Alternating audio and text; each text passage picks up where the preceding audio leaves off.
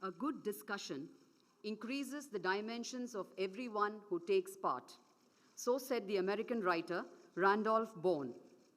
Good morning, ladies and gentlemen. Namaskar, Vanakkam. I am Swapna Nanu Ambat, ADG Vigilance, South Zone, representing CBDT, and your Master of Ceremonies for this morning. Welcome to the land of Tiruvallur, whose ideas on ethics, politics, and economics are still relevant today. Vari perukki valampaduthu utravai aaraivan seiga vinai. A state who analyzes the sources for revenue and constantly takes efforts to increase revenue and generate wealth, removes hindrances on a day-to-day basis, is the best one for the task. Welcome to the post-budget interaction with representatives of trade and industry being held by Honorable Union Minister for Finance and Corporate Affairs, Tirumati Nirmala Sitharaman. Respected Union Minister for Finance and Corporate Affairs, Tirumati Nirmala Sitharaman, Secretaries to Government of India accompanying the Minister, our special guests, representatives of trade and industry present here to share their views. At the outset, I would like to thank our Honorable Finance Minister for having selected Chennai as one of the centers at which to have the interaction with the industry and for giving us a chance to have this interaction. I now request Principal Chief Commissioner of Income Tax, Tamil Nadu and Puducherry, Tirumati Geeta Ravichandran ma'am, to welcome Honorable Minister of Finance and Corporate Affairs, Srimati Nirmala Sitharaman, with a sapling.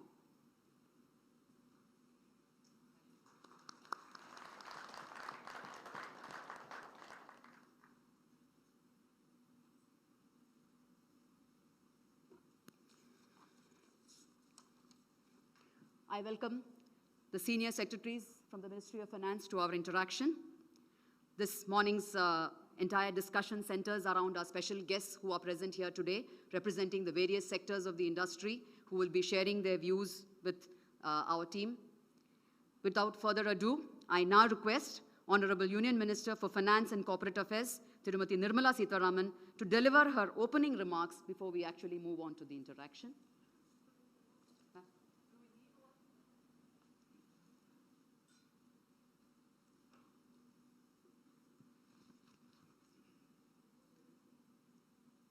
Vanakkam and good morning. We are continuing with the tradition that was started a few years ago, that once the budget gets presented in the Parliament, in the intervening time between the first part of the session and the next, where it gets passed, the Finance Act gets done, we've made it a point to go around the country taking the budget with the officials accompanying me, so that we can have directly and through an interaction some inputs from the industry, their views, their concerns, and so on. So it is necessarily an exercise in looking at the budget, the proposals, and if any, taking on board anything else which the industry might have in their mind. Much has been said about the budget already, so I am not sure if I need to expand on it now, except for the underlying principles which made us come up with this budget, this time the way it has come out. We wanted a sense of continuity from the previous budget, which was lots more exhaustive in the sense of laying out a formulation, a principle, a framework, and so on. Then provide stability for the revival from the pandemic, and above all, give a predictability to the tax regime. These were the guiding principles, and we continued with the belief that it was through the infrastructure spending that we can have the multiplier effect. We kept putting more money, this time even more money, into infrastructure spending. We've also taken a futuristic call about India going through the next 25 years, leading to India at 100, wherein we looked at adapting technology in various spheres of life, whether it is from agriculture or looking at the ways in which startups in India have spread the innovative solutions for very many of our issues, So spread the digital programs to medicine, to education, to agriculture, to even learning, universities and so on. So broadly, that has been the highlights of this budget. It's of course taken shape through various different schemes which have been announced.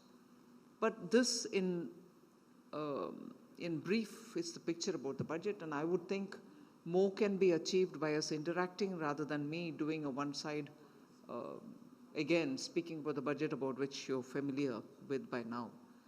And with the presence of the secretaries here, I think specific issues of concern can also be heard and responded to. So I would keep my opening statement to this brief statement. I'll request a very free and frank exchange, which might help all of us. Thank you very much.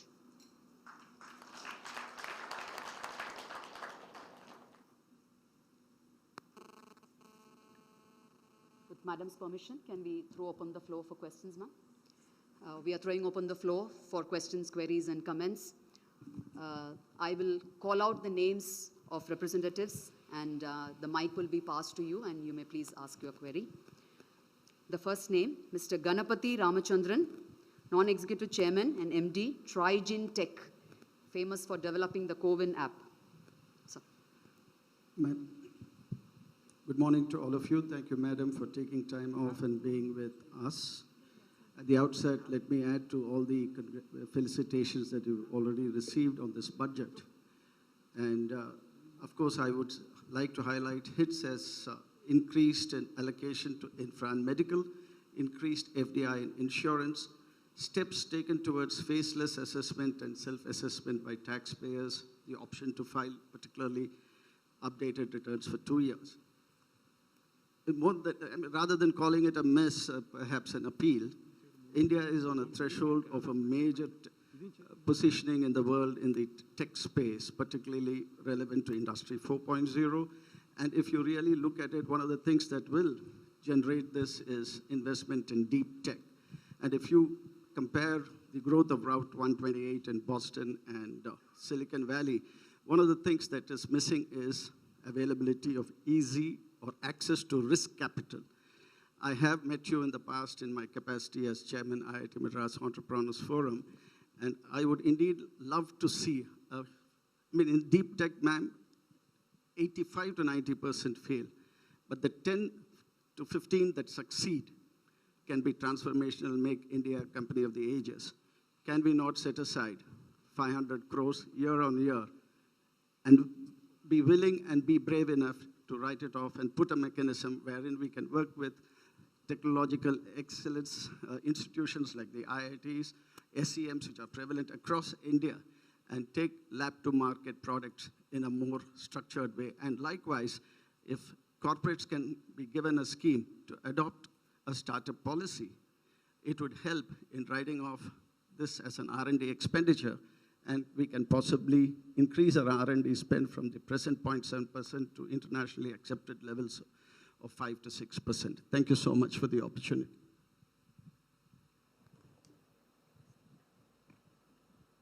Do I have to respond to this? Because it's going to be a mixed bag of a response. We've never been averse to spending money. I wouldn't be against giving that money annually. But hasn't it been made available through various departments, science and technology, research in agriculture, research in pharma, and so on? So R&D budget for the government doesn't come from one particular place. Although in the last budget we did say we will have a research foundation through which all these monies from various ministries will be pooled in and that can be used. Now, has that not come out being helpful? And if that has not been useful, tell us why. It's not useful because there was no fund. There's something else which is probably worrying you. So the question probably, I fully appreciate you are not part of the government, so you're welcome to ask the way you want to ask. But it's not the money. Money has been given. What's happened to it? Why is it not accessible if it's not accessible?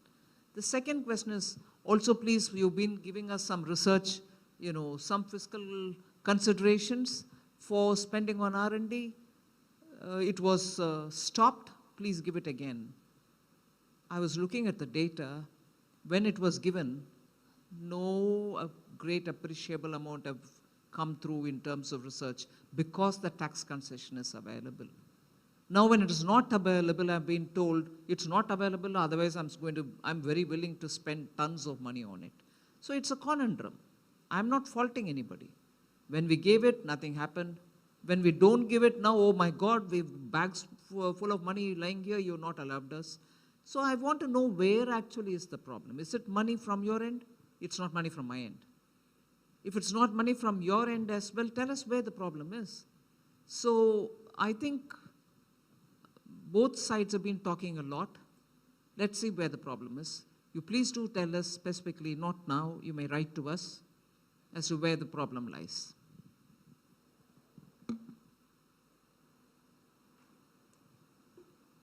Thank you, ma'am. Thank you, Mr. Ramachandran. Moving on to the next. Ms. Suman Gopalan, Freshworks.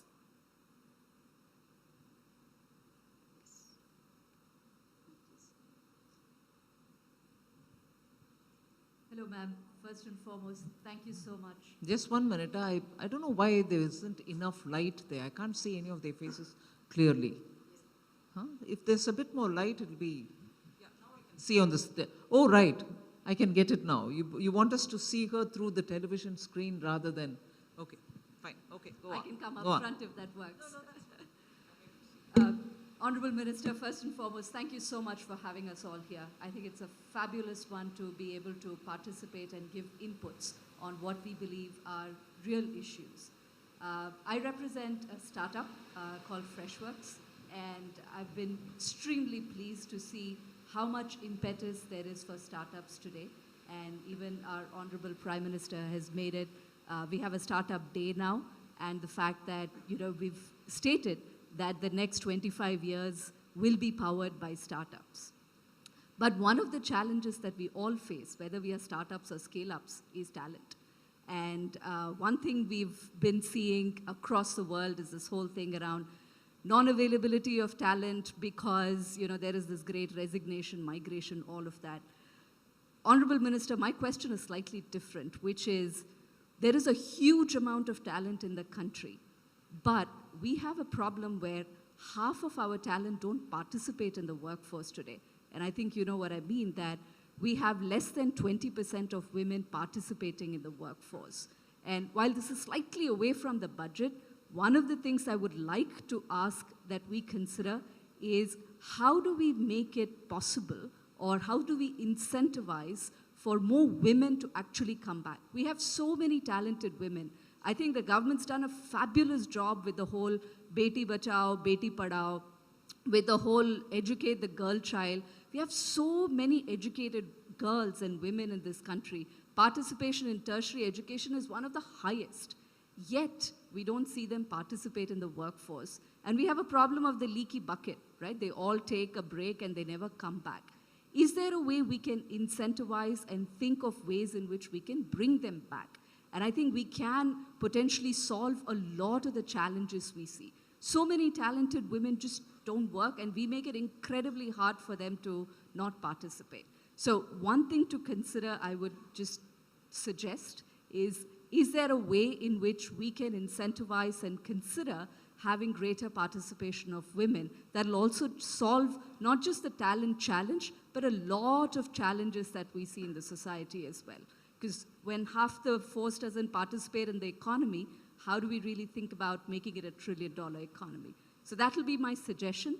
But once again, I'd say thank you for all the impetus for startups in this budget. Thank you. Your suggestion was more of a question. And going by the same spirit, I'd like you to answer it. Sure. How exactly do you think we can do anything to get more women onto formal jobs, for which, as you admit, I also accept, there is enough skill among these women, girls. So tell us what to do. If not now, do give us suggestions as to how I can get them on board. I have a couple, ma'am, that I will throw out there. I think we've done phenomenally well when we have said we should have women on the boards, right? While I hate idea of quotas only powering it, but I think it provides impetus for companies to think differently. So I have seen that there's tremendous amount of movement we've had when we've said women should be on the boards of companies, etc. Is there a way we can think about incentives for bringing women back to the workforce, right? Today, there's just no incentive. It is a lot of hard work to do that, right? Because a lot of times when you take a break for a year or so, and I think women should have the ability and the opportunity to make those decisions, but there is absolutely no incentive for any corporate today to spend the time and the effort to bring them back. So can we think about ways in which that 50% of our population that doesn't participate, we find ways to bring them back into the workforce? So it's just one way I've seen, for instance, say Singapore government does this, where they incentivize corporates when you bring back, say, Singaporean residents or working women to participate. So that's one way to think about it. But I do think if we can really shine the light on this and hold corporates accountable, I think we can make a lot more progress. So that's just my submission, ma'am. Thank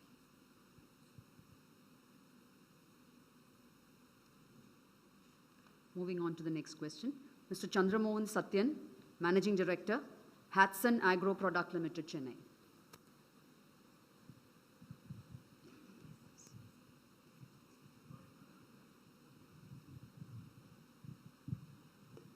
Good morning, Madam. I would like to place on record the appreciation for the budget that has been put through. My question is more regarding the subsidy systems that many state governments take up on behalf of cooperatives, which puts the cooperatives on an unequal platform with private sector, which again competes in the same segment. So if you have any thoughts, or what is the way forward out of this when private sector and cooperatives compete in the same market with subsidies given separately by state governments? Give me an example. Right. There is a 3 rupee subsidy that is being given by the Tamil Nadu government.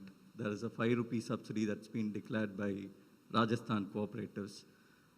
There is a 6 rupee subsidy being given by Nandini in Karnataka. There is a 4 rupee subsidy given by Odisha government. For all cooperatives. Only through cooperatives. Which For all cooperatives. For all cooperatives. Not just those which are government cooperatives, meaning sort of government cooperatives. Quasi-government cooperatives, madam. So quasi-government, government gives. Yeah. That's the one which you're against. And they compete in the same segment for the same markets. I just wanted to place it on record, madam. Taken, point taken. Thank you.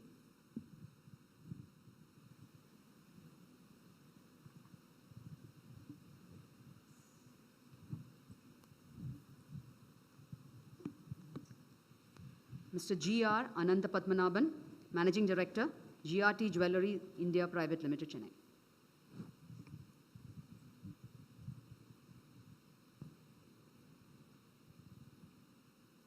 Happy morning, ma'am. It's an honor to receive you here in our town. I have two requests, one from the jewelry industry and one from the hospitality, hotels. We are seeing a great movement of people moving and paying by digital payments. The upper limit is now only 1 lakh. For a jeweler, I think at least if you can make it 2 lakhs to pay through digital means, UPI, all the bank apps, it will be very useful for us, ma'am. As far as the hospitality hotels, we have been through a tough period because of COVID. We have been requesting for industry status for a long time. When we approach banks, and it works a lot. And hospitality and jewelry are very big, large employers. Second thing is in terms of CRZ, the Coastal Regularization Zone. Our request should be to be more practical, like the other countries in the world. We have one of the most beautiful shorelines in the world. At least based on projects, based on merits, if you can consider a little relaxation, because all this nature is going like 2-3 hours flight to Asia and all the countries that are doing well in the beach. to really help us, just to relax the CRZ on a merit basis. Okay. Thank you, ma'am. On the cards, I'll certainly have Sanjay, cards, and also on the hospitality, we've had very good consultation recently, only last week, maybe 4 days ago. Sanjay, would you want to speak about it? Ma'am, we have CMD Indian Bank and Indian Overseas Bank with us. My impression was that for IMPS, the limit is perhaps 5 lakh rupees, but that is subject to correction, sir. Ma'am, may I request CMD Indian Bank or Indian Overseas Bank, if any one of them is here in the house, the mic can be given to them and they can better respond to this question. Good morning, ma'am. Yeah, last time also we discussed this issue in the jewelers meeting that you had for that year. And it was just decided that NPCI would look into this matter to increase the limit.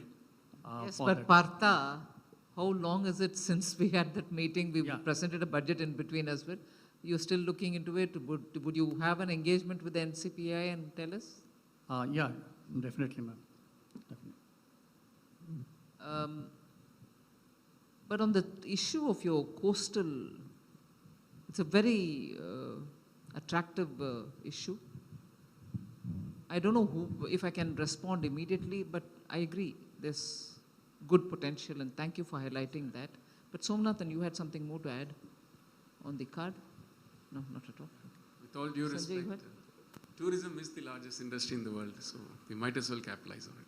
Thank you. Yeah, I've had a special meeting post-budget with them, with the Thank you. tourism industry, with all the secretaries being present, only 4 days ago.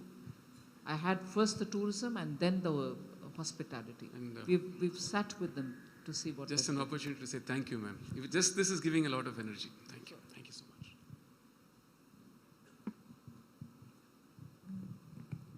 Ms. Mallika Srinivasan, CMD, Tractors and Farm Equipments Limited.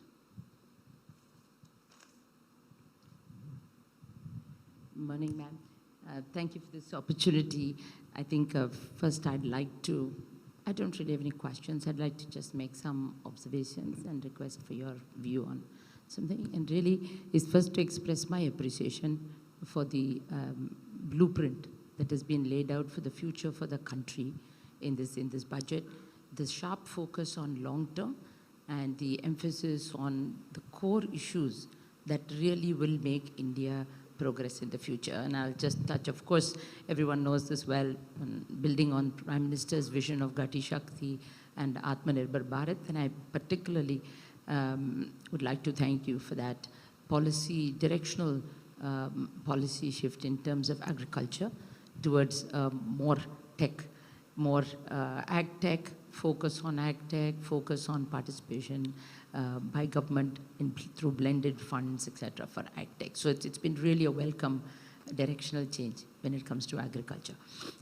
One local issue and a little broader national point. This is the home of the tea industry.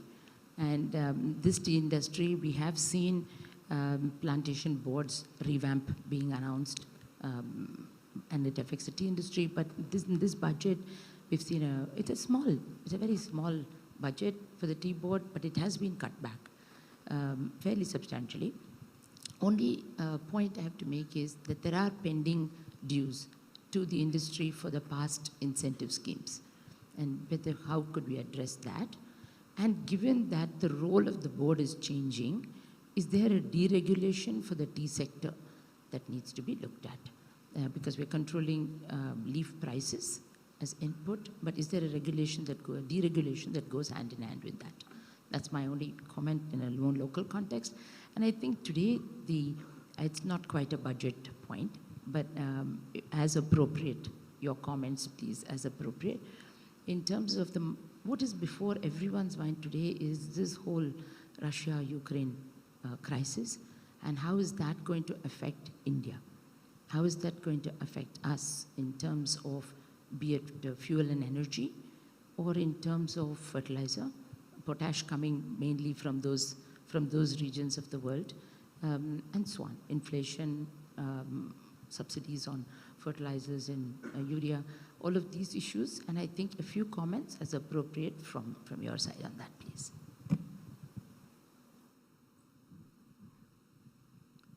the tea board and the regulation or deregulation or even resources being curbed, I don't think resources are being curbed for any other reason. They probably are looking at it in very different ways, but there has been in commerce for over several years attempts to have these boards function more efficiently. They've done their bit, I'm not faulting them, but there's opportunity for being a lot more proactive, a lot more dynamic. And therefore, the ministry probably is looking at ways in which they can have them spruced up a bit more, remove the flab and have efficient functioning. I was quite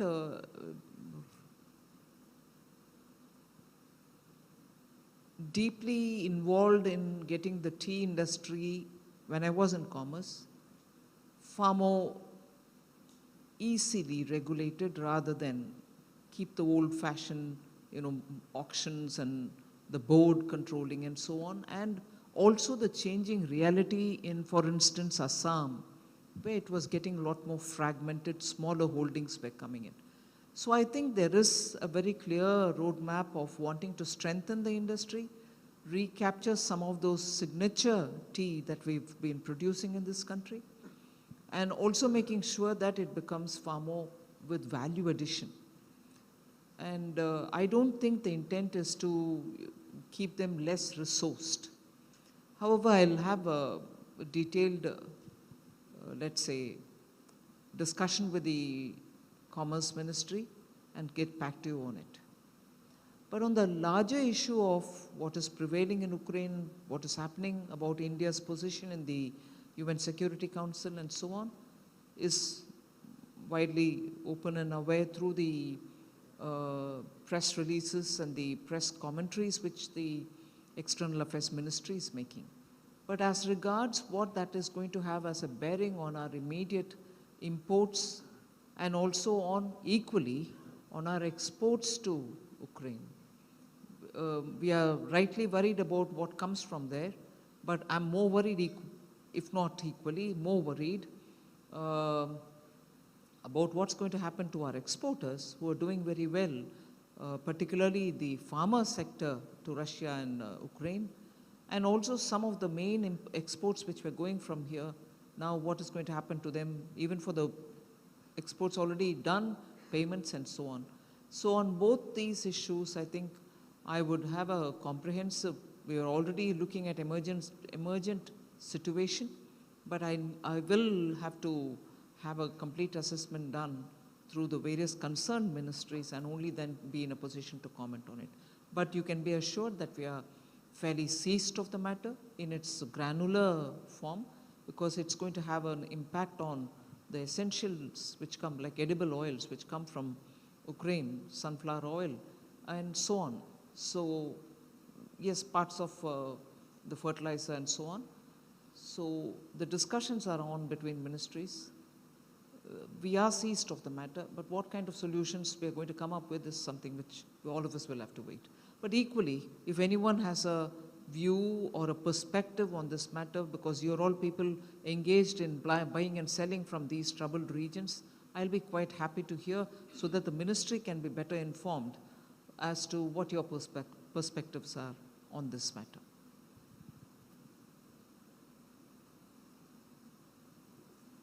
Thank you, ma'am, for elaborating on that particular issue. The next query, Mr. Karumuthu T. Kannan, Managing Director, Tyagarajar Mills Private Limited, Madurai.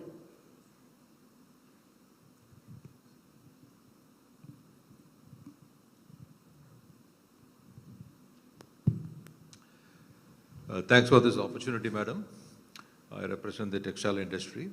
At the outset, I would like to tell you that the textile industry made full use of the post-COVID relaxations and policy support, which the government had liberally given, and came out of the pandemic crisis wonderfully well. In the last 2 years, the textile industry has been enjoying very good export orders, mostly on the back of various countries favoring Indian products rather than Chinese products. Since October, November of this year, of last year, madam, we have been seeing a very relentless increase in the cotton prices. For the first time during the cotton season, during the peak of the cotton season, prices have been going up in a galloping manner, and they have gone up by 60 to 70% higher than your assured minimum support prices. Well, we are not able to see any reason, but we find that large multinationals are able to access monies at 2% and 3%, and they have been buying up a lot of cotton. And there has been some serious operations going on in the futures market. But one is, we are not, from the industry, we are not aware of what is the intricacy of it, but what we see is that the cotton prices have gone up very substantially. And we also think that the crop, which was expected at 360 lakhs, is probably going to be a little bit lower, a shade lower at 335 or 340. So to sustain this momentum which we picked up in the last 2 years, I think it's essential to have an import window open for about 40 to 50 lakh bales. So this is a very urgent need, which I thought I will bring it to your kind notice. Thank you so much.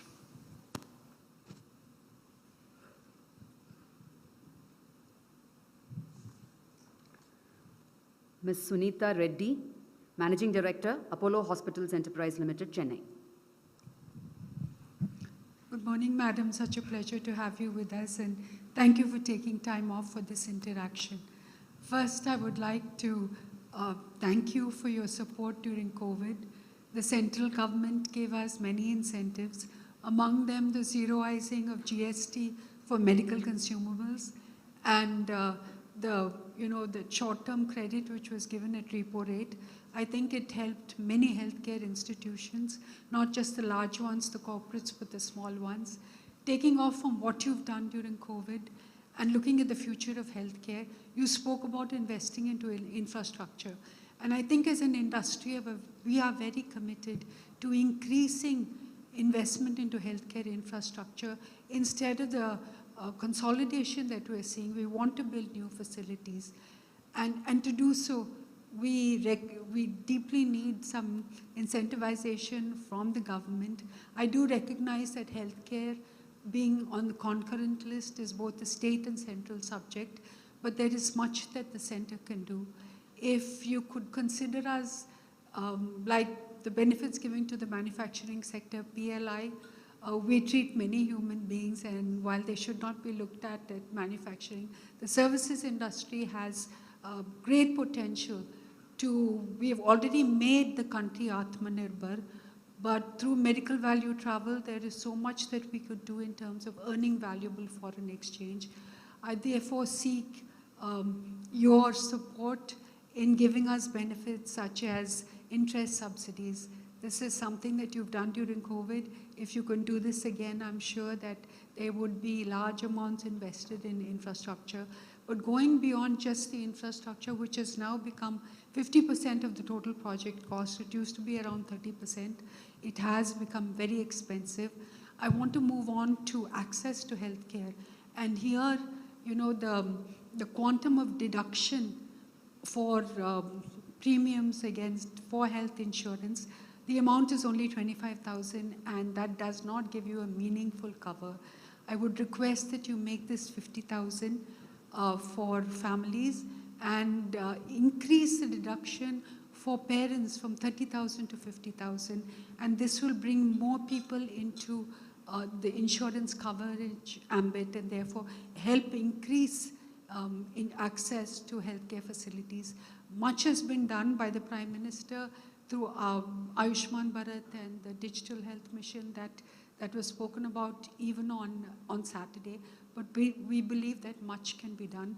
The third issue I would like to raise is that we would like to do so much more for central government health employees, and the CGHS rates have been extremely low, and this has become a painful point both for us and for the central government employees. Please consider a revision. This has not been done for a decade. And also the public sector payments, which have not happened for years. So I think as listed companies, this has been raised in every board meeting. I seek your support and thank you for your time.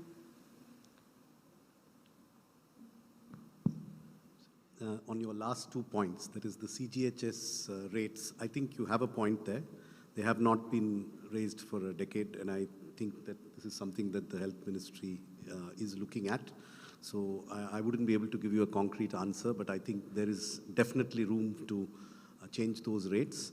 And as regards payments, if there are accepted payments that are not made by the government, then please do send us the details. But if it's from public sector undertakings, you can give us those details too, but that's a separate issue that we'll have to look at individually.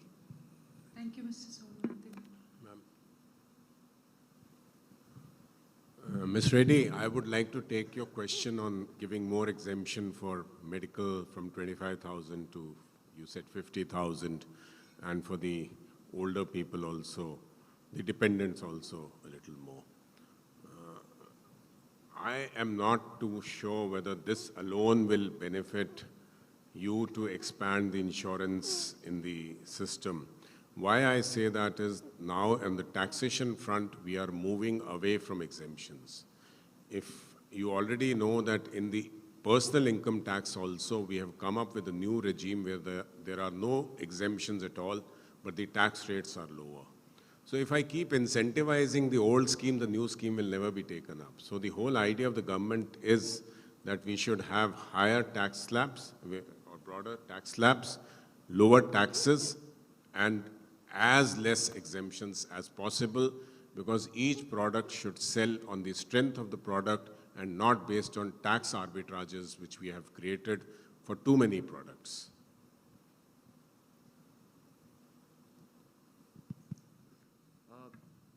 Ms. Reddy, you mentioned about investment in health infrastructure. Government focus is equally on promoting health infrastructure in Tier 2 and Tier 3 cities, where the large corporates quite often doesn't go because of economies of scale do not work for them. But there is a scheme for higher viability gap funding to be given as a one-time support for hospitals to be set up in Tier 2 and Tier 3 cities, and at the same time work out a tie-up with Ayushman Health Mission, and so that there can be a long-term partnership as well. Thank you.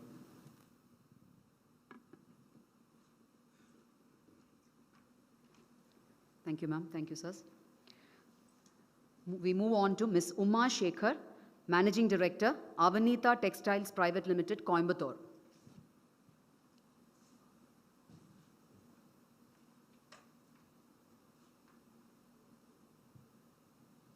Thank you, ma'am, for many things done for textile industry, especially that PLI scheme and this ECL scheme, and Mitra. Thank you so much, ma'am.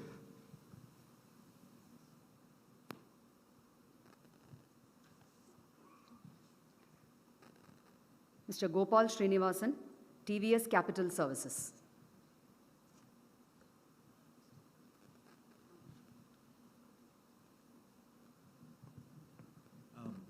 Thank you, ma'am, and thank you for continuing this tradition of the budget traveling from city to city. It's very welcome. I speak on behalf of the venture capital and private equity industry, and I think for us it's been a small mahotsav in terms of the budget. The manner in which it was conducted, with the Prime Minister meeting the industry onwards and all the senior officials interacting, has given us great encouragement.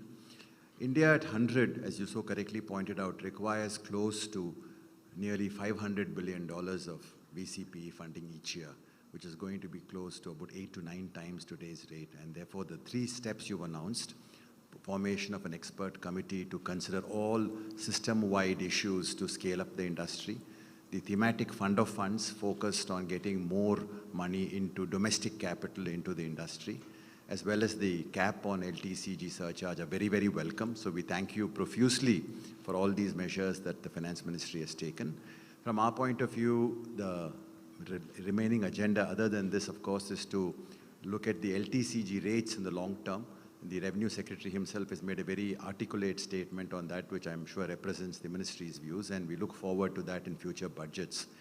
The thing which is in our mind in terms of to-dos are two. One is that the Startup India scheme started about 5-6 years ago.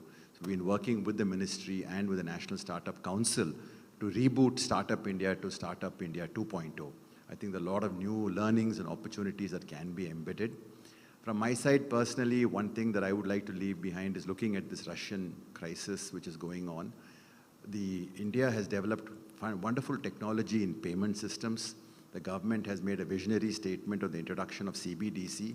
Is it a thinking going on in the government now as how will the country have alternate payment systems internationally so we are not at the mercy of one payment system that is controlled in a multilateral basis comes out. Obviously, the second thing that comes out, which is a much spoken about 20-year theme, is the de-dollarization of India's reserves. So these two things, at least personally, come to my mind when I reflect on the Russia-Ukraine crisis. Thank you.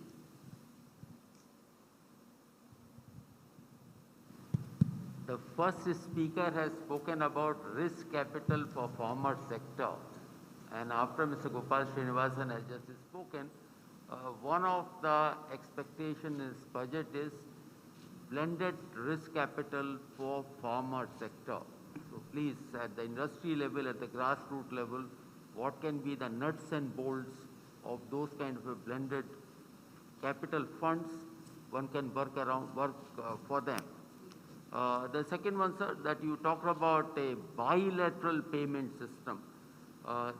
What we build is a global payment system. We should not any one-off aberrations into the global systems to look for bilateral systems to be developed. So the move forward has to be on increased global cooperation rather than trying to build bilateral deals. Thank you.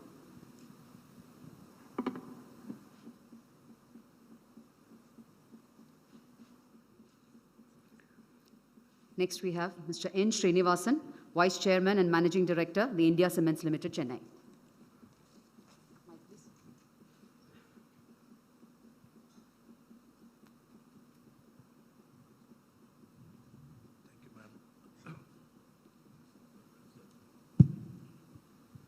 Good morning, Madam. Great pleasure to see you and to see that you continue interaction with the industry. For a moment, I was thought I was in the wrong place because I belong to the smokestack industry, not the modern industry. But I must compliment you on successive budgets which have addressed the macro problem facing India. Actually, today, if you have successfully steered India through the pandemic. We have 10 manufacturing locations. We have no problem anywhere. It's across India. In a sense, I think that, this can be debated, can be discussed, but I think a lot of it is behind us, and I think we have to get off our backside and work. The problem that India faces, of course, is the primarily, even before this Ukrainian crisis came, commodity prices were high, but that is occupational hazard. We have to deal with it. Because it is not going to go away in a hurry. The only point that I want to make is, which I made to you earlier, which you have taken note of, is that India is the second largest producer of cement in the world. We produce about almost 400, 450 million tons of cement. Of course, China does 2.5 billion tons. But after that comes America with 60 million tons. So we are very huge. Unfortunately or fortunately, most of the limestone is in the south. 40% of limestone which is required for cement is in South India. So some fashion, you recently were very kind enough to give an interview. Unless this cement moves north, we will always have a problem of shortage in the north. Cement industry will be blamed for cartelizing. But what can we do? I mean, cement cannot be stored. If I store more than a certain amount of cement, we will be asked to close by the Ministry of Environment. So therefore, we have a real problem. I mean, the government has to find some, I mean, whereas there is no ordinary portable cement in the north at all. Projects are being held up. So some solution for that, I dare say, I mean, if I'm not considered forward, Minister may call us for a meeting. We will make a presentation as what could be solutions for this. Otherwise, we have no problem. I mean, your budget is excellent, and the fact that you listen to us is even better. Thank you.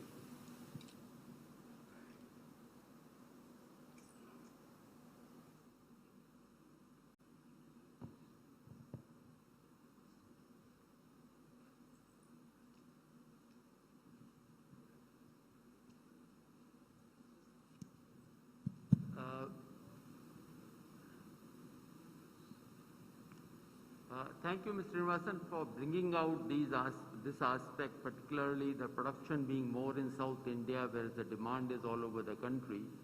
And in North India, the demand is a lot more than what is getting produced there. The recent initiative and this budget looks at in a very structured manner to improve logistic efficiencies. That how do we move goods from one part of the country to another, bring down logistics cost by various means. And that is something we would certainly like to work with the industry, and the Prime Minister in his vision of PM Gati Shakti has looking at that very comprehensively to bring down the logistic cost. Of course, then the cost of movement, whatever it can be minimized, there will be a cost of movement, and that ultimately has to be picked up by the consumers only. Thank you. So if I understand you correctly, it is primarily a logistical and a transport problem. Is that it? Mr. Srinivasan, this is Somnathan. It is not, you see, it is, one can look at it as logistic, but if you look at the volume involved, see, after all, about 200, 300 million tons have to move north. So it is, you can call it logistic, but it is much more than that. Which is why I think some opportunity given to us, as an industry, we will come and make a presentation, discuss it with you. Then out of that, you can draw conclusions. Mr. Srinivasan, Yes. I'll ensure that we organize a meeting also to have the surface transport and rail ministry people be in the meeting when you come over. Yes. But over and above the logistics, which is what is necessary for them to hear, if there's anything more, you can always send us a note prior to the meeting date so that we'll be prepared when you come. So we'll prepare a detailed note which can be the basis of the discussion. Yes, please. You send the note, we'll have the time, mutually convenient time fixed up so that you can come over and explain it to us. Thank you very much. Thank you, ma'am. Moving on to Ms. Rajakumari, Head Women Entrepreneur Cell, Varai Hotel, Madurai.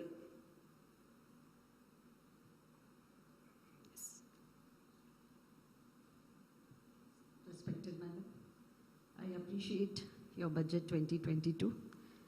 அதில் ஒரு பெரிய plus என்னென்னா madam, நல்ல ஸ்டெபிலிட்டியும் இது கிளாரிட்டியும் கொடுத்துருக்குறீங்க. And actually, most of the industries are also happy about it.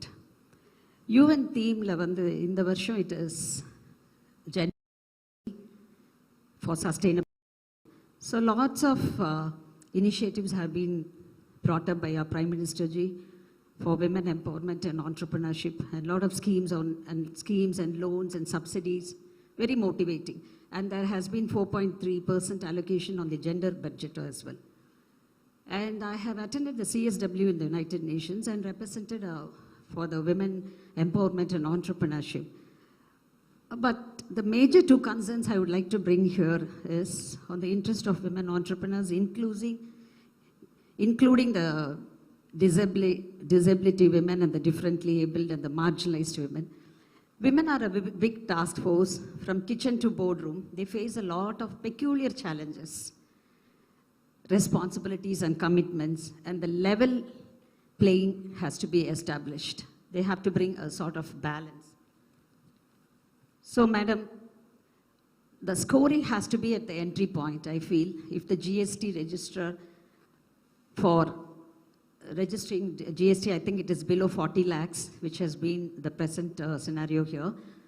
We would like to make an humble request whether that could be taken to 1 crore. And the service sector, I think it is 20 lakhs, which could be taken to 80 lakhs. And subsequently, the compound system from 1.5 to 3. And I'm sure I can understand the challenges implementing this, because we'll have the major will be the shadows of men behind, and lots of tinkering and corrections will be happening at that time. But some solutions, I feel like we could have a series of accreditation and certification for those who are filing under these benefits, and bringing a lots of check and control points so that the system itself should not be abused. And after the initial hazards, I think we'll involve, and it will take us a long way. And the next point I would like to insist on, madam, like since it is post-corona, we have a lot of homepreneurs coming in. Of course, they are shining, and it's not very transparent, but when it comes to growing and scaling, there are a lot of gray areas. Certain things are holding them back. They are being treated without dignity. They are provoked towards litigation. And there is a ruler-slaver attitude among the officials, very sensitive and a psychological play on that. So these things, I think it can be addressed when decision-making panels are brought with women, and sensitizing officers, especially from the GST, to bring it on this board. So, madam, Sorry, just 1 minute. Yeah. Which is this category that you mentioned, ma'am? For the GST registration, madam? No, when you started speaking about this part of your conversation, it relates to some set of people. No, it's generally for the women when we address. Okay. It's for the women. So the national building and the ease of doing business, it stands more on the level playing. To set an example, ஒரு என்னோட இதில் observation, madam, golfல கூட பார்த்தீங்கன்னா level playingனா ஒரு 2 step முன்னாடி பெண்களுக்கு கொடுத்துருவாங்க. So that sort of thing, somewhere, some scoring. நான் கோல்ஃப் விளையாடினது இல்லம்மா, எனக்கு புரிஞ்ச மாதிரி ஒரு உதாரணம் நான் ஒரு கொடுங்க எக்ஸாம்பிள் சும்மா சொல்றேன் மேடம். லெவல் பிளேயிங்கோட இதுக்கு அண்டர்ஸ்டாண்டிங் which I மதுரையில கோல்ஃப் விளையாட முடியுதா? கொஞ்சம் தண்ணி கஷ்டம் நினைச்சா வைகையில வைகையில தண்ணியே இருக்காதே. இல்ல மேடம், எப்படி ஒரு கோல்ஃப் கோர்ஸ் நடக்குது? பரவாயில்லைங்க, மதுரை எல்லா விதத்திலும் தனிப்பட்ட மதுரை தான் இல்லைங்களா? Meenakshi madam, it's for dynamism. And so we would like to have more mentoring cells should be brought for handling gender sensitive issues, madam.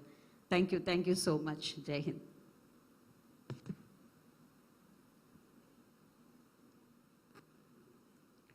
Next we have Mr. Jayakumar Srinivasan, Director, Neyveli Lignite Corporation.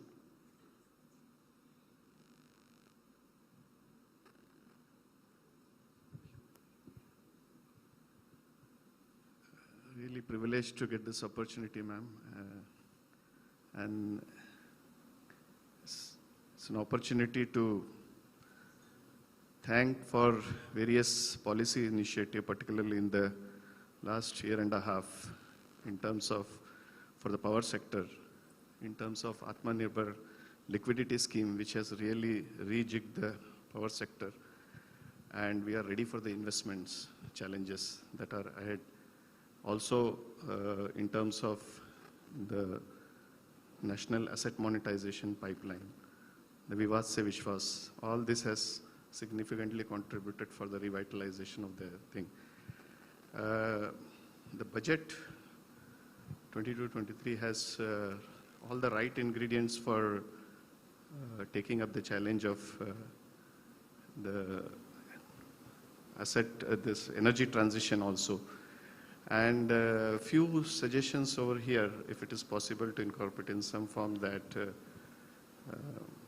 kind of investment that will be needed up to 2030, the target-based imperatives.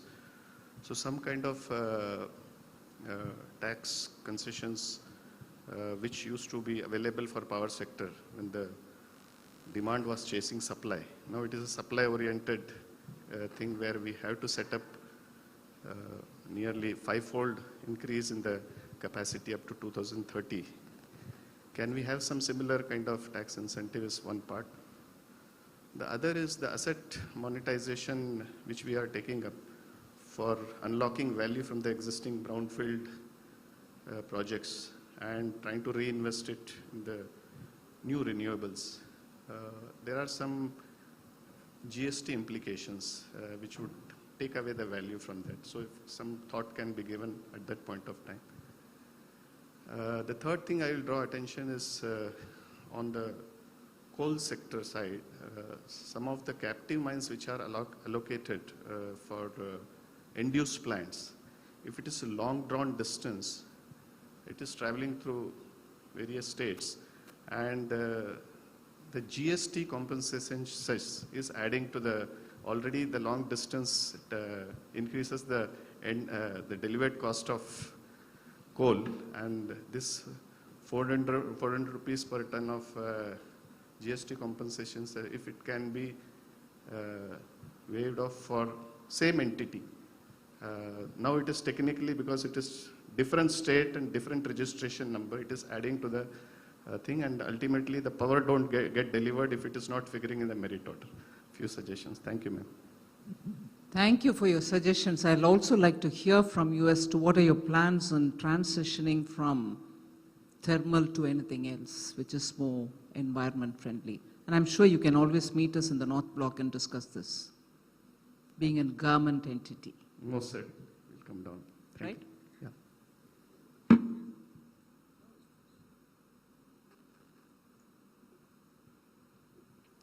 Dr. G. Vishwanathan, Founder and Chancellor, Vellore Institute of Technology, Vellore.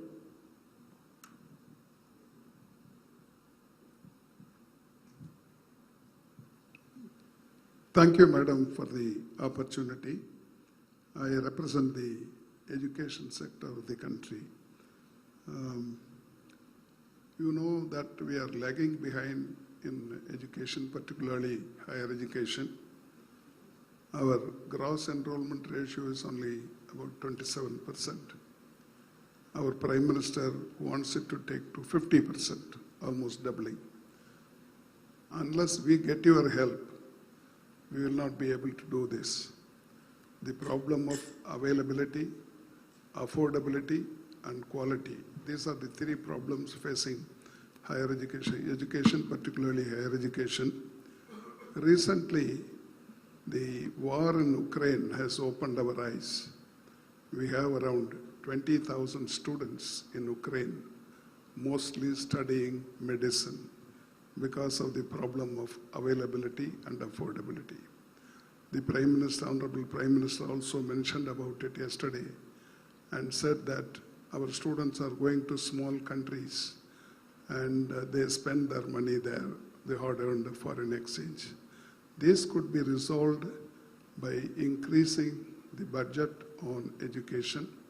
For the last 50, 60 years, commission after commission has recommended that 6% of the GDP should be spent on education. We have not crossed 3 or 3.5%. That's the main thing. The other thing is, already education is over-controlled. You must be knowing, wherever there is more control, there will be more corruption. That is what is happening in education. Nobody will tell you because it's very normal. We start with the taluk, district, state, and national level. Apart from it, I want you to help to cut down the cost, control the cost of education. Now we are paying 18% GST on construction of buildings. It increases the cost of education. Again, you have given exemption to the outsourced services only up to school level. I request you to extend it to the colleges and universities also, so that the cost could be brought down, and poor and middle class also will have the opportunity to come and study in the colleges and universities. Another important point is the research. We are lagging behind in the world ranking, mainly because of research facilities and research personnel. There we require our help. I want a separate organization or bank which will take care of the needs of the higher education institutions in the country. Previously, whatever foreign exchange we earned through NRI students and foreign students, we were allowed to use it for import of equipments in the universities and colleges. Now it has been restricted to 5%, and that too to buy scripts. I would request you to restore the old order so that it will be useful for us to import important equipments from outside the country. Another thing is, we are allowed only 15% of funding of the total to be kept for the corpus fund or spending in the future. It's not enough to create enough corpus fund. I would request you to increase that, maybe 25%, whatever it is, along after discussion with the officials, which will be useful for us to create more corpus funding, which will be useful to, like time of COVID or any other problems. These are the things I want to bring out. Overall, I would like you to help education so that this country can also compete with other countries and become an advanced country. Without higher education, particularly the professional education, we can never become an advanced country. Thank you very much.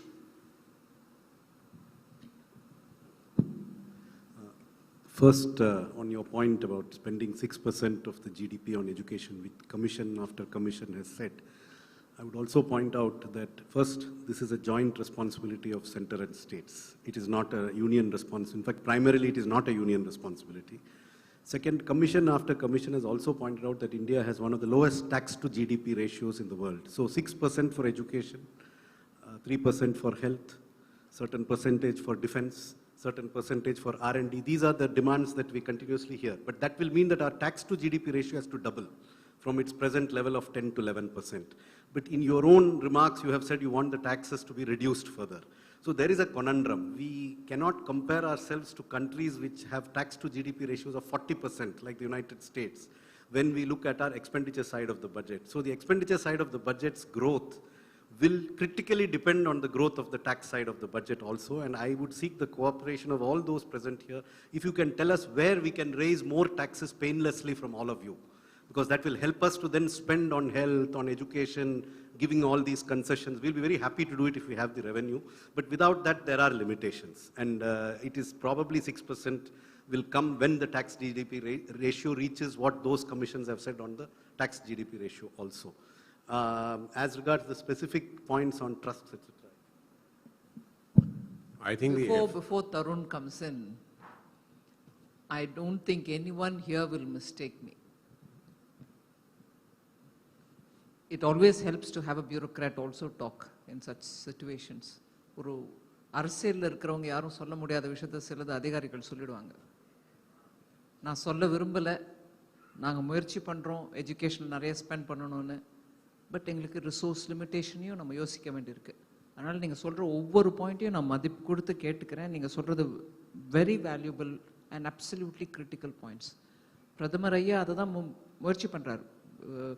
Capacity, college admissions, university admission, professional education seats, increase the number of seats as much as we are increasing the number of aims all over the country. அப்படின்னு சொல்றதெல்லாம் இருக்கு. ஆனா அதுக்கு வேணுங்கிற resource நம்மளுக்கு mobilise ஆகணும். அதுக்கான முயற்சி பண்ணிட்டு இருக்கோம் through use of technology. But the tax base has to widen and it helps therefore to have Somanathan next to me. நான் சொல்ல முடியாத சில வேப்பக்காய் விஷயங்கள் அவரும் சொல்லிடலாம். The FS has already answered a bit of your question on the 6% GDP for education. I also want to tell you and the audience here that our tax to GDP ratio today is approximately 10.5. This year we might touch 11. So if I spend 6 here, then there is interest. So the other things he's already mentioned, so I'll not repeat that. The other thing that I want to say, which is your 15% issue, I'll come to that. This may not be true of VIT or some of those kind of institutions, but we also know that some of these no profit, no loss institutions are actually for huge profit institutions. And the profits are taken out through various means, which we are also aware of. In spite of that, we are closing our eyes and allowing tax exemption to such institutions. I think there is also a need for people to rise up and say that there should be more curbs on the way you can spend money so that it is actually a no profit, no loss. I also want to tell you what you said was 15%. Let me explain to you what happens. If you get a donation of 100 rupees in the year 22-23 or 21-22, let's take 21-22, you have 5 years to spend 85 rupees out of that 100 rupees for the objectives that you have mentioned. The whole idea is that if people are giving donation for a cause and they are getting tax exemption from the government, then these money should be spent for that cause. Otherwise, the rich and the super rich people will have this trust operation where they can park their money. So asking that 85% of the money should be spent in the 5 years is not asking too much. 15% you can spend anywhere. Your issue about the corpus, if that is so, if somebody donates to your corpus, you can take it to the corpus. There is no bar under the present provisions that you cannot take it to the corpus. But if it is a corpus, then it cannot be used for the expenditure. If you use it for the expenditure, you have to replenish it over a period of time. So I think the provisions that are there have been kept because there is no tax there. So better that I have an objective of taking care of health, taking care of education, doing something else which is charitable. I should actually be spending money on those kind of things. So these are some conditions which are put up. If they are not there, then maybe the money may not be spent by everybody.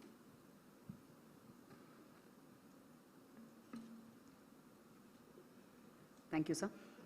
We next have Mr. S. Ilanahai, President, Chemical Industry Association.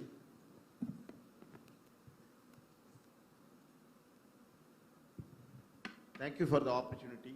We would like to extend the PLI scheme for chemical industries also, madam, because it is one of the important industries in India which needs support. Second thing, that rationalization of the import duty for the basic blocks like ethylene, propylene and all, zero duty, and 10% for all other chemicals, it could be helpful to the industries. If there are dumping such chemicals, we would like to have 15% duty.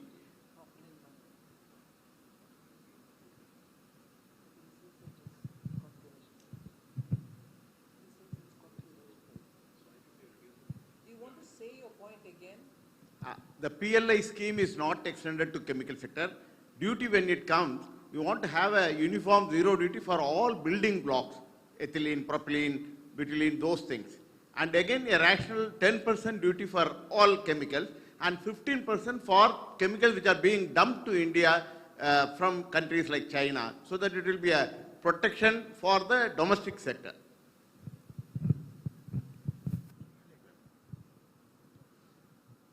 I don't remember the exact number, but for the chemicals, we have reduced the duties this time. We have not brought it to zero, but we have reduced the duties to 2.5 to 5% on the chemicals, I think polypropylene and ethylene also.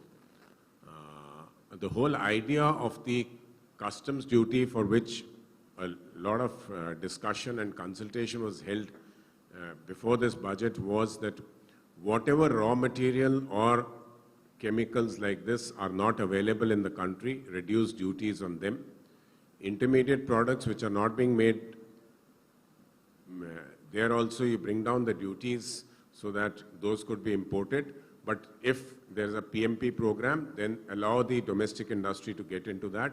And for finished products which can be made in India or are made in India, you increase the duties, but increase them to moderate levels like 7.5 to 10%, so that the Indian industry remains competitive. So you can check it up. I think we have reduced the duties on chemicals in this particular budget.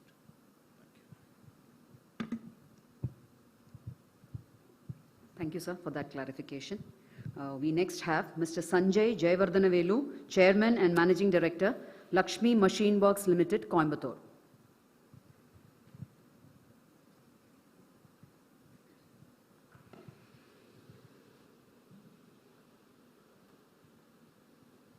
Respected Madam, thank you for having arranged this interactive session with us here today. I represent the capital equipment industry for both textile spinning as well as general engineering. And this is sometimes considered as the backbone mother of all manufacturing. Our industry is moving, as we know, towards from automation to digitization to AI. And we also have a chance now to export our products to many countries and increase the brand value of India. What we face when we export is not just technology or brand, but also financing. Most of the countries offer financing to their customers there, which are also being insured. So we have a chance to increase our exports manifold if that facility also could be provided to us. So a humble request is that if that can be also considered, ma'am. Thank you.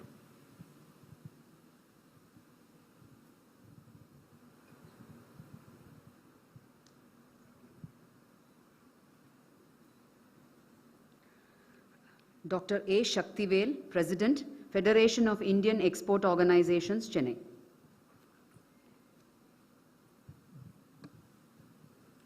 Respected Honorable Minister and team of positive secretaries. Madam, this is the historic budget. Everybody says it's a growth-oriented budget, but I'll say especially it is export growth-oriented budget. Because whatever we requested, you have already given all the schemes which we asked for. This because you understand the export well as you are in a commerce minister. Madam, this PM Gati scheme, Gati Shakti scheme will really improve our infrastructure, especially that we are lack of manufacturing containers, which is the biggest problem now for India. So you should ask your department encourage this container manufacturing and give the maximum support to the manufacturing of containers. Ma'am, this all other things which you have given, AG, LJSC, interest equalization scheme, everything is beneficial for us. And SEJ also you have given a special revamp the scheme. And also you have given that embellishment, import of embellishment, that's also great help to the manufacturing sector. Madam, this fixing of owners of importers in case of non-realization export procedure and excess issuance of ROTAP and or script is really hitting us.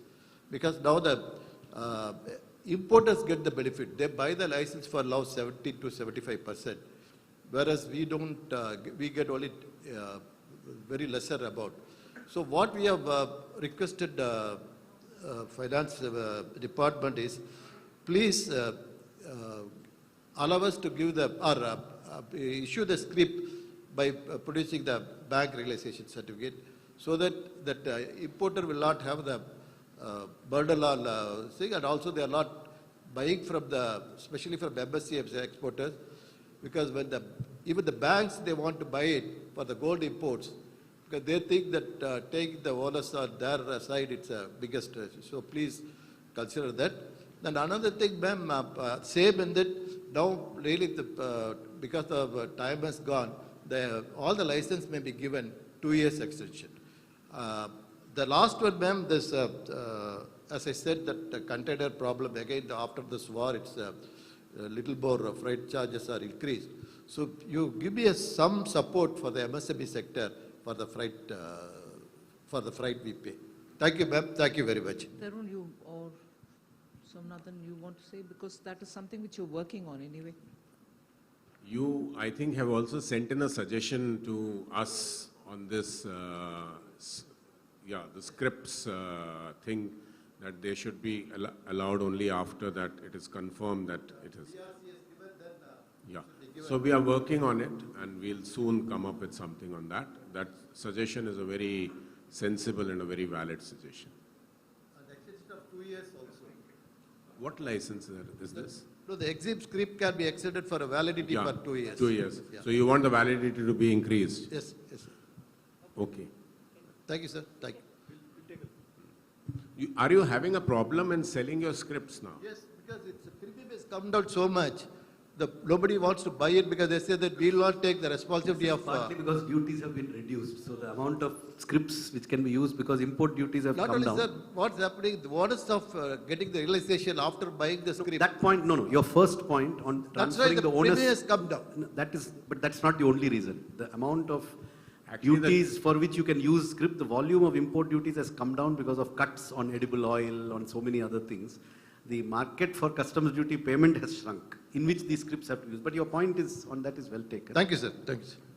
Just, if I may just supplement. On these ROTTEP scripts, I want to misuse this opportunity to just transmit something to you since you're from the Federation of Indian Exporters Organizations. We constantly get requests saying that please increase the rate of ROTTEP on this, ROSCTL on this, please increase the budget, etc. I think it has been made very clear in the policy, it's part of the cabinet approval, and it is in the press release, that these schemes are now fund-limited schemes. It is not an entitlement at a certain percentage for any volume of exports. The total amount of subsidy per annum has been capped, and there is a budget for it. That budget will grow at 10% per annum. So I think it is important for the exporters organizations to be aware of this and have realistic expectations. And when any rate changes are suggested, they should be suggested keeping this framework in mind. Because partly the PLI schemes are funded from the restructuring of the entire gamut of schemes. A certain amount has gone for PLI, a certain amount has been kept aside for ROTTEP and ROSCTL. So that is the fiscal envelope that's available. So within that, yes, changes can be made. And certainly procedural suggestions that you have just now made, that we'll certainly look at very sympathetically.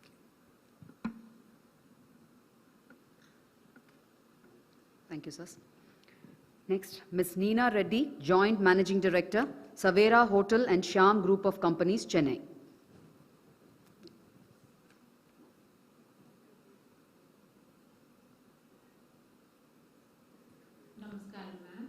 It's a huge privilege to be sitting here and interacting with all of you. I thank the organizers for letting me in here.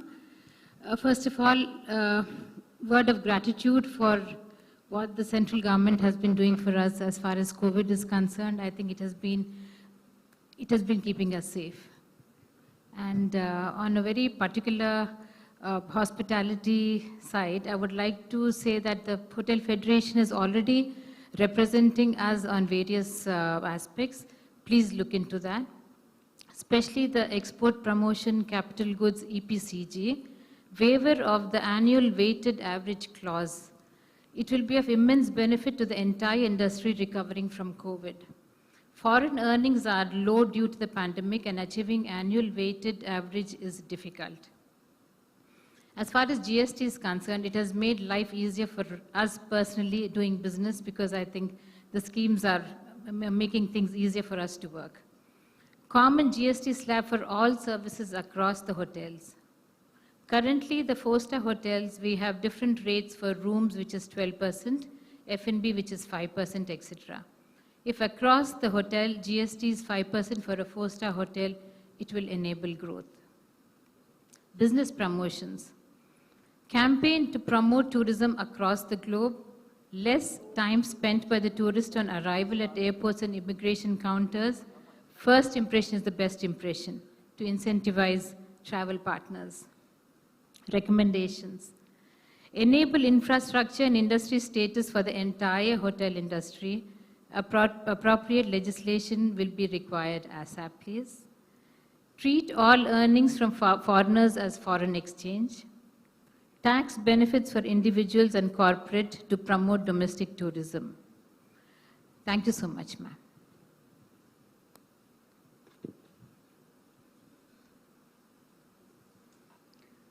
Next we have Mr. K. Suresh, President, Hindustan Chamber of Commerce, Chennai.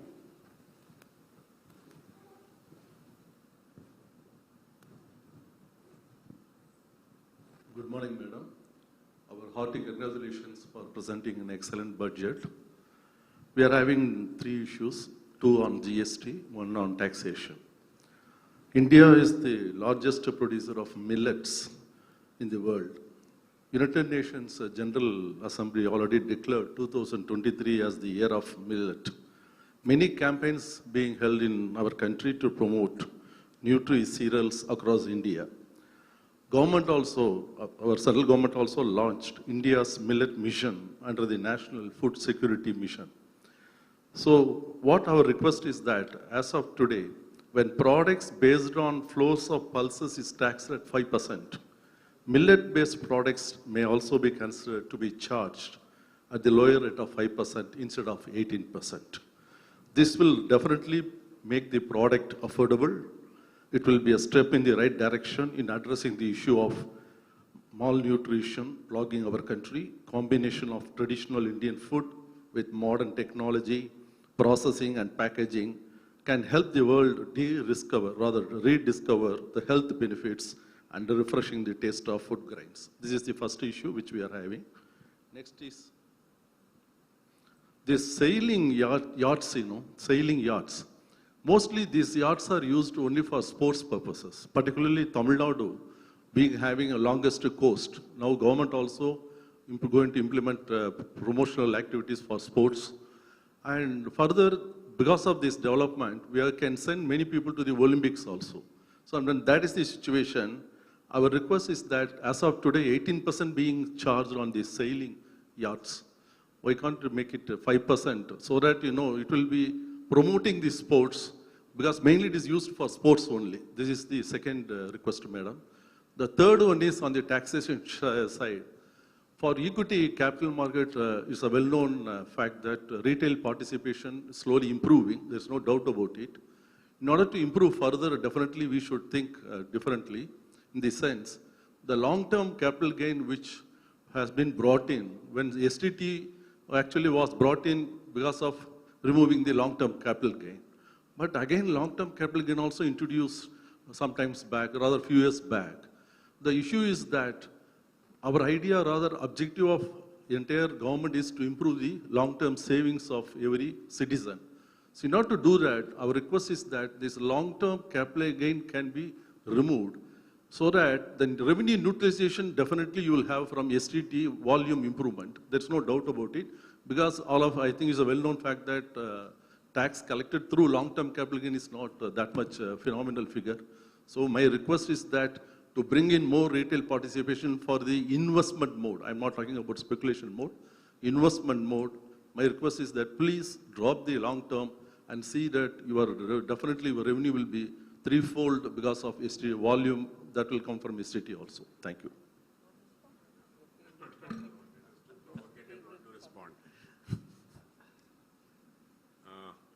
On your wheat, millet, sailing yacht, I've taken the points, though there'll be issues. You should also suggest to me what are the areas in which I can raise taxes, because the revenue neutral rate on for GST was 15.3. Today we are at 11.6. We are 4% down. And you will soon notice from 1st of July of this year, when the states will not get the compensation cess, their revenues will go down and they'll definitely face problems. So my request to you and to all of you sitting here is also to suggest that if I bring this down from 18 to 5, whatever I lose, what are the products or commodities? And you should go public with that so that people know that this is the demand of the people. We'll do, sir. We'll do. Second thing on LTCG, I want to share some figures with you. In the year 1920, people made 95,000 crores of capital, long-term capital gains. Can you beat it? 80% of those capital gains long-term were made by people earning 50 lakhs and more. So am I asking for this concession for people who are already, we are being accused of inequity in this country, that the rich are becoming richer and the poor are becoming poorer. If any relief is given, it will be given to people earning, and I can assure you that this year, it will not be 80%, it will be 90%, the way people have traded in the market this year. So I think we should actually, if you compare yourself with other countries, you will notice that the other countries are charging long-term capital gains tax at the applicable rate or at 25%, 30%. These are the kind of rates. In India, we have 10%. And what long term? It is 12 months only. So I completely disagree with you that giving a relief will really, it will only increase the pockets of a few, it will increase money in the pockets of a few people. 10% is too low for a long-term capital gains tax. No, sir. Our suggestion is that you can bring in some cap for the consideration of this long-term, exemption of long-term capital gain. I agree with you. It's already there up to 1 lakh. 1 lakh? 1 lakh, One no, lakh that's is why, tax-free. that's not sufficient. That's what I'm saying. No, why? So basically the whole idea is that I am not ready to pay these taxes. And I think the rich are saying that. That is the unfortunate part. It is not the poor who are saying that, or the middle class that is saying. I've told you, 80% of the long-term capital gains have been made by people earning 50 lakhs and more per annum. These 50 lakhs and more would constitute about 0.1 or 0.12% of the population of this country. Please don't ask for these tax concessions. It is quite embarrassing. No, so you can increase the limit, sir. That's Why should we increase the limit? I think the limit should go away for people earning more than 20 lakhs. They should pay. If I make money, I should pay taxes. That should be the principle.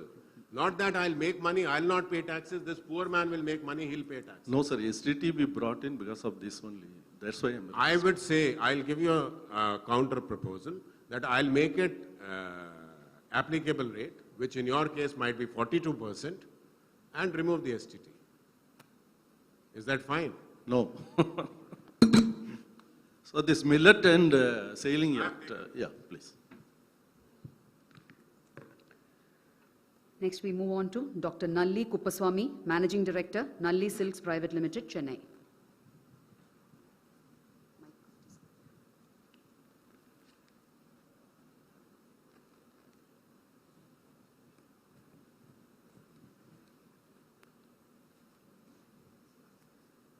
மதிப்பிற்குரிய மத்திய நிதியமைச்சர் திருமதி நிர்மலா சீதாராமன் அவர்களே, அரசு உயர் அதிகாரிகளே, சக தொழில் வர்த்தகத்துறை நண்பர்களே, வணக்கம்.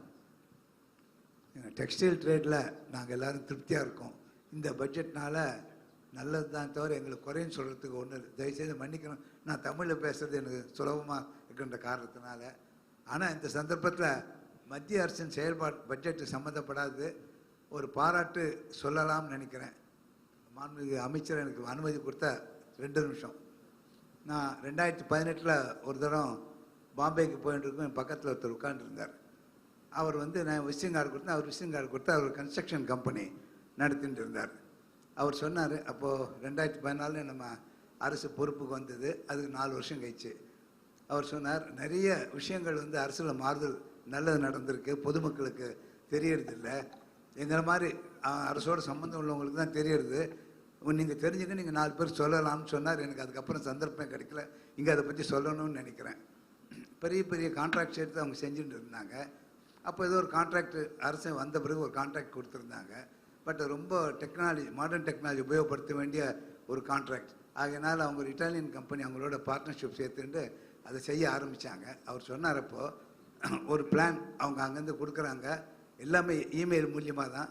அதை பார்த்துட்டு இவங்க அனுப்பிச்ச பிறகு அவங்க அப்ரூவல் கொடுத்த பிறகு நீங்கள் ஒர்க் ஸ்டார்ட் பண்ணுங்க அப்படின்னு சொல்லியிருந்தாங்க. ஆனால் எந்த ஒரு காரணத்துக்காக நீங்கள் செக்ரட்டேரியட்டுக்கு அலைய வேண்டாம், அந்த ஒர்க் நடக்கிறதுல இருங்க. அங்கே ஏதாவது சந்தேகங்கள் இருந்தால் பிளான் எங்கள் இன்ஜினியருக்கு அவர்கிட்ட கேட்டுங்கன்ட்டு. ஒர்க்கு நடக்கும்போது ஒவ்வொரு வாரம் எதர் சாட்டர்டே ஒரு மண்டேன்னு வச்சுங்க, நீங்கள் பில்லு போட்டு அனுப்பிச்சிங்க. அதுவும் இமெயிலில் தான். உங்களுக்கு 24 ஹவர்ஸில் உங்கள் அக்கௌண்ட்டில் கிரெடிட் ஆகிடும் உங்கள் அமௌண்ட்டு அப்படின்ட்டு.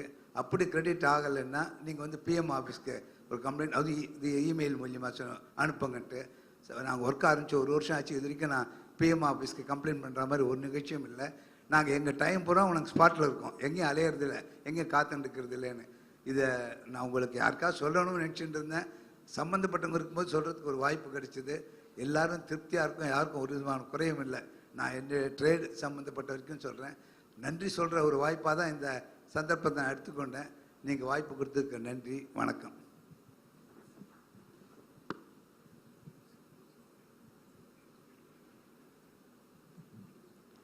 I think we will be having time only for one more question, though we will stop at the questions.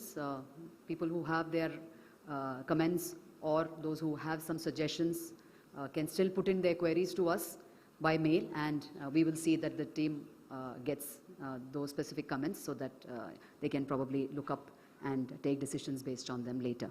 So the last question will be from J. Chandrasekharan from Watson Envirotech Private Limited.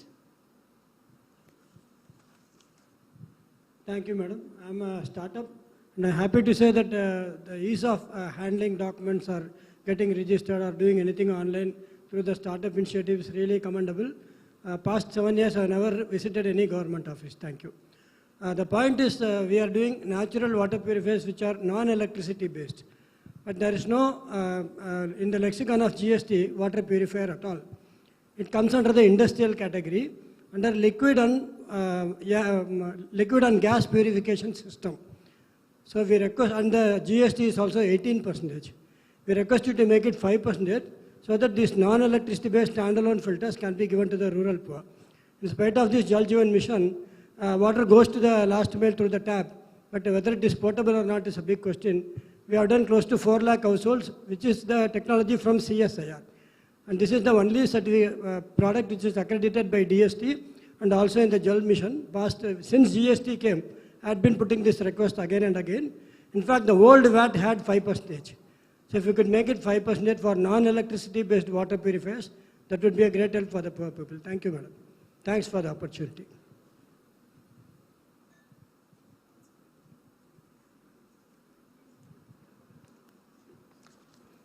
We come to the end of this post-budget interaction with representatives from the industry and trade. To just summarize what we had discussed here, this morning the Honorable FM set the tone with remarks about growth-oriented budget, and the discussion continued with participation from all sectors of economy. We had large and medium enterprises, we had small and micro units, fresh startups, we had associations representing various sectors, and the questions were varied, and comments, queries and suggestions also were put forth.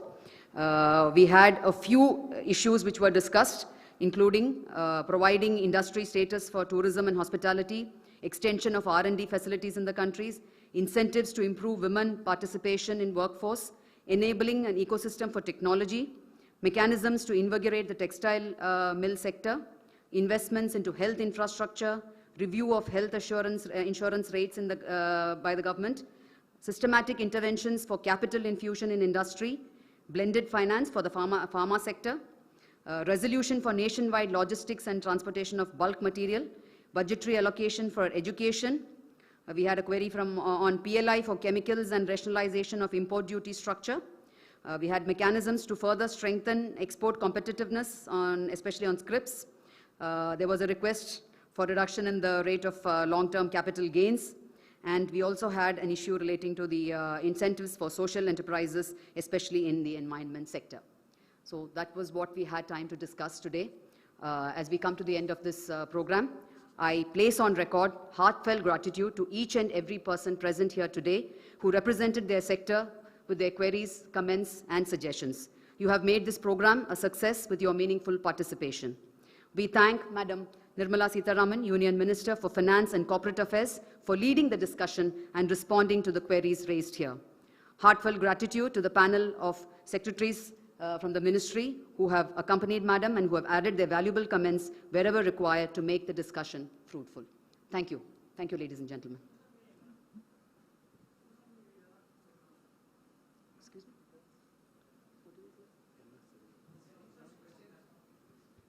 I'm sorry, we had a few more questions, but we could not put them before the Honorable Minister. We will take it up and pass it on to the team in Delhi.